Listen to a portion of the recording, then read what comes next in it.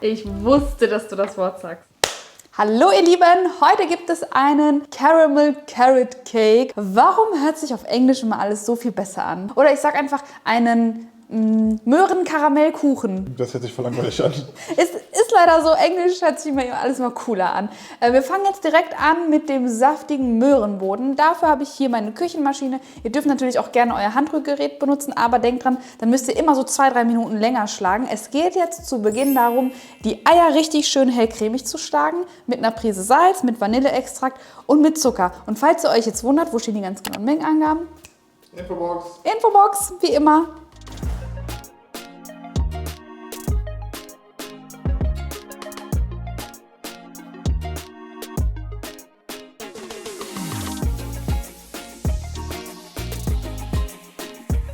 So, während die Eiermasse 5 Minuten lang bei maximaler Geschwindigkeit richtig schön dick und hellcremig geworden ist, habe ich die Zeit auch genutzt, um die Möhren schon mal zu schälen und zu raspeln. Und was ich auch mache, ich nehme jetzt noch Haselnüsse, die sind schon geröstet und die hacke ich jetzt auch noch mal fein. Ihr könnt natürlich selber entscheiden, nehmt ihr vielleicht Pekannüsse, Walnüsse, da könnt ihr komplett variieren, das ist gar kein Problem. Und als nächstes gebe ich die trockenen Zutaten in die Eiermasse, rühre das kurz mit der Maschine unter und dann mache ich mit dem Teigschaber weiter, indem ich die Möhren und die Nüsse unterhebe. Also jetzt haben wir hier erstmal Mehl und Backpulver und das braucht ihr auch gar nicht sieben, bei dem Teig müsst ihr das nämlich gar nicht.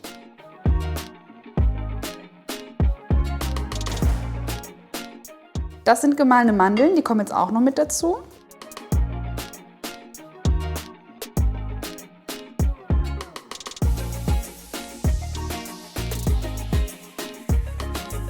Vielleicht habt ihr gemerkt, dass oben die Mandeln bei mir heller waren als unten. Das lag einfach daran, dass ich so ein bisschen meine Vorratsdosen ausgemistet habe und einfach an gemahlenen Nüssen das genommen habe, was noch da ist. Hauptsache, die Grammangabe stimmt. Ihr könntet auch gemahlene Haselnüsse zum Beispiel nehmen. Das ist bei dem Rezept gar kein Problem. So, und jetzt will ich nicht so viel Luft rausschlagen aus dem Teig, daher jetzt nur noch mit dem Schneebesen oder mit einem Teigschaber weitermachen. Und das sind jetzt hier unsere saftigen Möhren. Und da gebe ich dann noch, wie gesagt, die gehackten Haselnüsse dazu. Auch da könnt ihr selbst entscheiden. Ich wiederhole mich heute ziemlich oft. Aber ich schreibe euch das ja auch immer in die Infobox, was ihr da genau ersetzen könnt. Und jetzt kommt so mein Top-Tipp. Also noch so ein kleines Schmankerl hier im Teig. Und da gebe ich Karamelldrops mit dazu. Ich werde sie euch in der Infobox verlinken. Die sind so pur schon sehr lecker. Aber ich glaube, ja, auch abends mal, wenn ich Quark mache, packe ich mir die rein.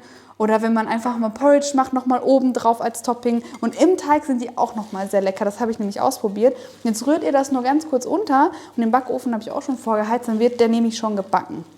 Boah, ich freue mich richtig drauf. Ich habe noch nie so einen Kuchen gegessen. Der ist richtig lecker. Ja.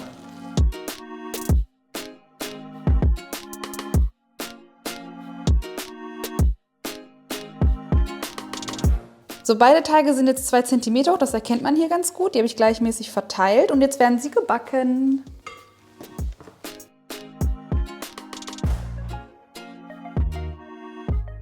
Den Teig habe ich jetzt gleichmäßig verteilt und zwar auf 2 Tortenringe mit 20 cm Durchmesser. Und anschließend könnt ihr die Böden auch schon direkt in den vorgeheizten Backofen geben bei 180 Grad Ober- und Unterhitze für 28 Minuten. Danach vollständig zugedeckt auskühlen lassen und natürlich nutzen wir die Zwischenzeit. Wir machen jetzt Karamell selber und das geht super easy, indem ihr einfach einen Topf, ich nehme gerne Das heißt Kamarell. Kamarell. Ja, 2 Eis mit Karamell.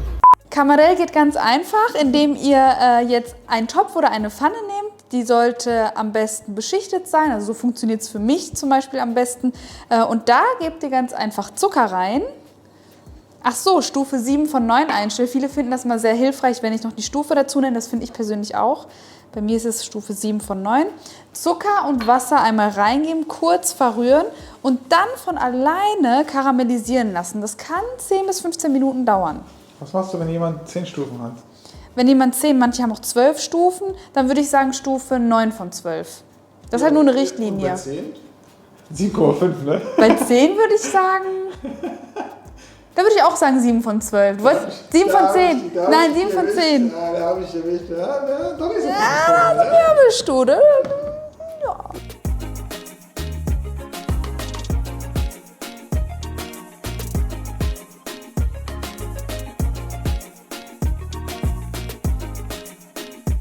So, der ganze Prozess hat jetzt ungefähr 10 Minuten bei mir gedauert und ihr dürft am Ende dann auch noch einmal umrühren, damit wirklich alle Zuckerkristalle auch karamellisieren.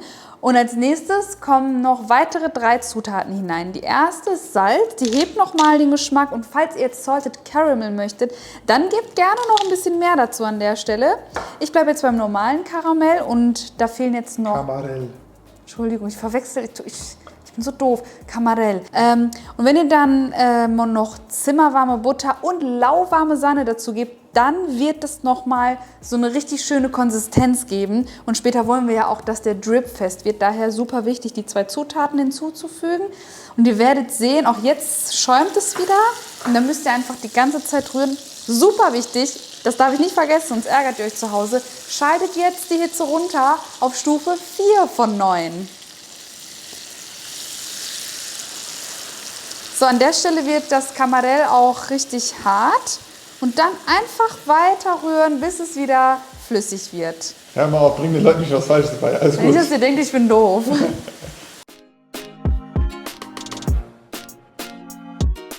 So, und jetzt ist es fertig. Ich nehme es jetzt vom Herd und Vorsicht, sehr, sehr heiß. Lasst es auf jeden Fall herunterkühlen.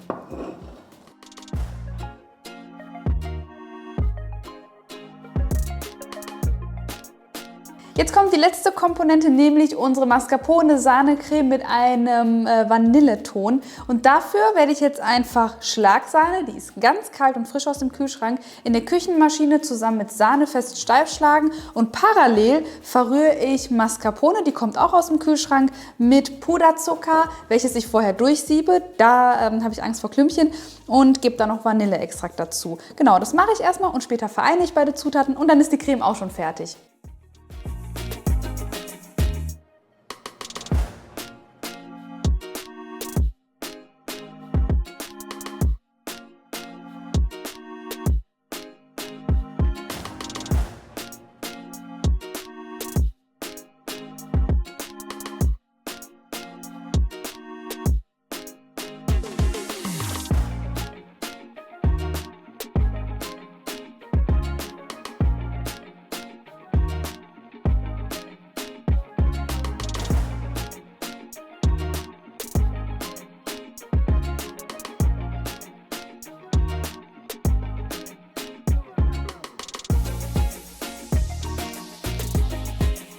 Die Creme ist fertig, ich habe mir aber schon 5 Esslöffel für die spätere Deko gesichert.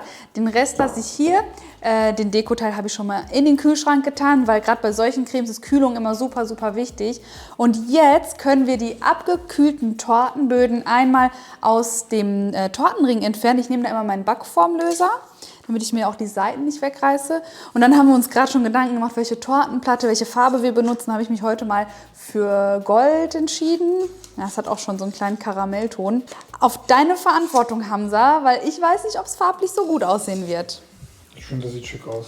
Aber Hamza hatte bis jetzt immer den richtigen Riecher bei Tortenplatten. Das sieht gut aus, mit dem Karamell auch zusammen. Das wird Kontrast. Karamell, ja.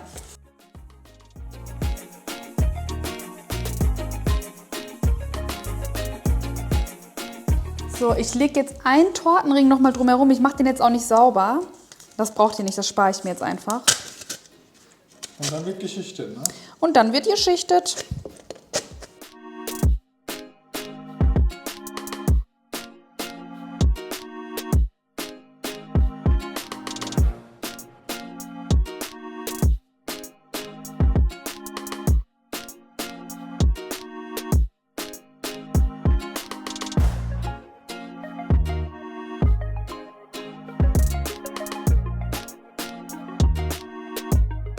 So, ich habe das jetzt gleichmäßig geschichtet. Achtet darauf, dass ihr noch ein bisschen was für die äußere Schicht übrig lasst und nicht alles verbraucht. Aber ihr solltet in der Regel auch genug Creme übrig haben. So, jetzt hat der Tortenring schon seinen Zweck erfüllt. Es ist alles schön gerade eingestrichen. Jetzt entferne ich den schon direkt. Ihr müsst ihn jetzt auch an der Stelle noch nicht kühlen, sondern erstmal mit der restlichen Creme den äußeren Rand einstreichen und anschließend für 30 Minuten in den Kühlschrank geben, bevor wir dann den Drip machen.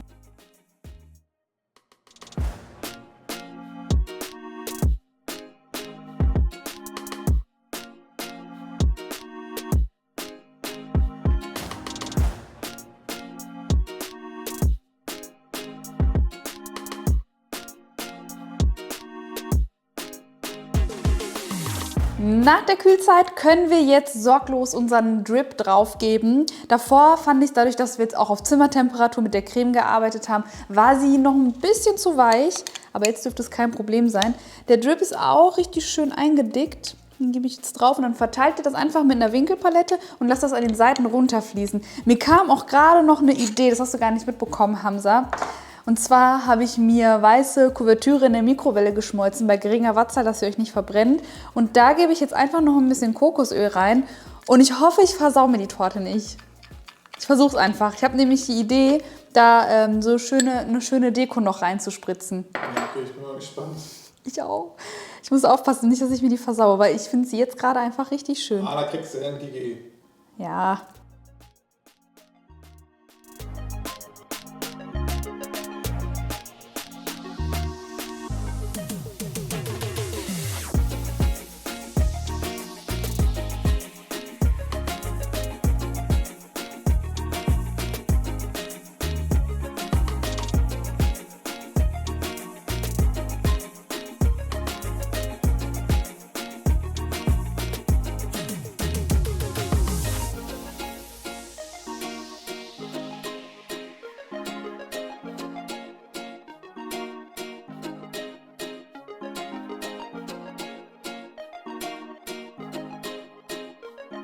Okay, ich habe mich jetzt dazu entschieden, weil ich das so hübsch finde, dass ich die Creme nicht mehr als Tupfer jetzt nochmal on top spritze. Eigentlich war der Plan, einfach nur den Karamellguss und dann die Tupfer oben drauf zu machen und dann vielleicht noch was in Form von Haselnüssen oder so. Aber ich lasse das jetzt so und zum allerersten Mal muss ich dann meine Creme ein wenig verändern, beziehungsweise ich reduziere die Menge so, dass ihr das eben nicht mehr übrig habt und dass die Creme dann bei euch zu Hause perfekt reicht und ihr eben keinen Überschuss oder so habt. Weil es ist so spontan gekommen und das gefällt mir einfach richtig, richtig gut. Also gut, der Drip hat den Boden berührt. Das ist eigentlich ein ungeschriebenes Gesetz, dass es nicht so ist. Aber Ich finde, das hat einen guten Look irgendwie. hat was. Das hat so einen richtigen so Drip-Look. Ja, ich finde, das hat was. Es ist ja kein gewöhnlicher Drip. Da ist ja keine Schokolade drin, die dann irgendwie fest wird oder so, sondern ein Karamelldrip. Also mir gefällt der sehr, sehr gut. Ich lasse den jetzt noch kühlen. Ihr könnt den jetzt ungefähr eine halbe Stunde kühlen nochmal oder je nachdem, wie kalt der Kühlschrank eingestellt ist, auch eine Stunde. Dann wird es oben auch nochmal etwas fester. Und ich verabschiede mich an der Stelle. Ihr dürft aber noch nicht ausschalten, denn es gibt später noch Hamzas berühmten Taste-Test am Tasty Table. Und ich wünsche euch ganz viel Spaß beim Nachmachen und sage bis zum nächsten Mal auf Kikis Kitchen. Tschüss!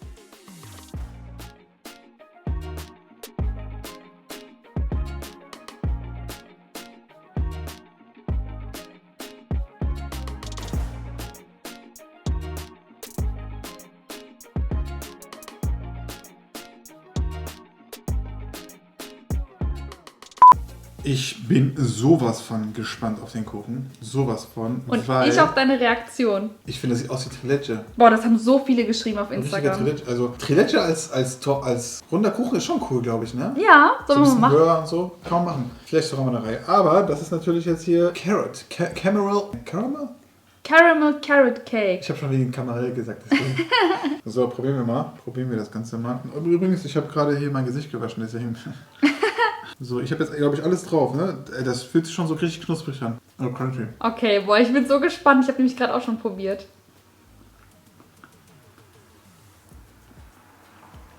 Geil. Ich wusste, dass du das Wort sagst. Ich wusste, dass das deine Boah, Reaktion ist. Das harmoniert so geil zusammen, dieses Karamell und Karotten. Ich hätte nicht gedacht. Also ich hab schon mal diesen Carrot Cake gegessen von Starbucks, den du mal gemacht hast, ne? Ja. Und da war ich auch fasziniert, weil ich habe noch nie einen Karottenkuchen gegessen. Und wenn ich jetzt den probiere mit Karamell, das schmeckt schon, das harmoniert echt richtig gut. Wirklich sehr, sehr geil. Vielleicht kannst du noch zu den Haselnüssen, zu den Drops, zu der Creme, dass die Creme auch sehr vanillig lecker dazu passt. Und man merkt sofort, du hast Karamelldrops drin. Ich habe es direkt rausgeschmeckt. Richtig crunchy, knusprig, gerade auch mit den Nüssen. Und wie ist der Teig so, damit die Zuschauer sich das vorstellen können? Beschreib den mal. Ich glaube, viele wären gerade an deiner Stelle. Jetzt wollte ich gerade sagen, der Teig ist relativ feucht und so weich halt, nicht so trocken oder so. Ja, durch die Möhren. Man merkt das auf jeden Fall. Da steckt sehr viel Liebe in dem Kuchen. Also wenn ich das im Laden kaufen würde, ich würde sagen 4,50, 5 Euro, ganz ehrlich. Boah, ja. Aber das ist dann auch wert. Ey, boah, ich will den Carrot Cake probieren. Gehst du da rein, kriegst du den Kuchen serviert, denkst du dir 5 Euro, boah. Hat sich gelohnt, ehrlich. Ja, Mega lecker, Leute, macht's unbedingt nach. Die Creme in der Mitte macht's noch mal aus, finde ich. ja, Also da ist nochmal so ein richtiger sahniger Note drin. ja. Und es sieht echt toll aus, wirklich auch von der Optik her. Wenn ihr das so schön hinbekommt wie Kiki, dann habt ihr alles Ja, das kriegen die locker hin. auf jeden Fall. Kiki, gemeistert, auf jeden Fall. Leute, nachmachen, abonnieren, liken. Folgt auch meinen Vlog-Kanal, weil da verpasst ihr auch keine Videos. Hey, einfach Werbung machen hier, Ich Unverschämtheit. bringe ja jede Woche einen Vlog raus und hinter den Kulissen. Peace and out. Kiki, echt lecker, Wallah.